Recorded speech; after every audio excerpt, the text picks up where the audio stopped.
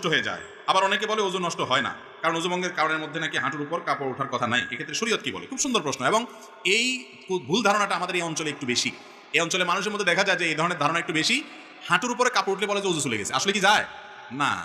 হাঁটুর উপরে কাপড় ওঠার সাথে ওযু যাওয়ার সম্পর্ক, ওযু যাওয়ার সম্পর্ক কিসের সাথে বলেন তো? ওযু ভঙ্গের সাথে। বায়ু আসলো কিনা, পেশাব পায়খানা আসলো কিনা, ঘুমায়ে পড়ছেন কিনা, এগুলো ওযু ভঙ্গের কারণ। বেহুশ হয়ে গেলেন কিনা, হ্যাঁ, রক্তপুষ পানি বাইরে হয়ে গলায় পড়ছে কিনা, এগুলো ওযু ভঙ্গের কারণ। ওযু ভঙ্গের কারণ যদি না পাওয়া যায়, তাহলে হাঁটুর উপরে কাপড় ওঠার কারণে কি হবে না? ওযু ভাঙবে। তবে যদি মানুষের সামনে, আরেকজনের সামনে হাঁটুর উপরে আপনার যার সতর যে আপনার দেখার জায়েজ নাই, ওযুখানা ওযু করতে গিয়ে এইভাবে হাঁটুর উপরে কাপড় উঠাইছেন অন্যের সামনে, ওযু না ভাঙলে কি হবে? ফরজ ভেঙে যাবে। ফরজ ভাঙা বুঝেন কি?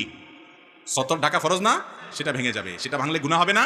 এই জন্য ওইটা বড় গুনাহ হবে। ওযু ভাঙলে তেমন কোনো বিপদ হতো না। ওযু ভাঙলে আবার ওযু করতে অসুবিধা কি? কিন্তু গুনাহ হয়ে যাবে অন্যের সামনে। এই জন্য যাতে অন্যের সামনে হাঁটুর উপরে রান টান এগুলো দেখা না যায়, এই জন্য ওইটাকে ঢেকে ঢুকে রাখবেন। কিন্তু যদি কোনো কারণে উঠে যায়, তাতে ওযু ভাঙবে না, ওযু থাকবে।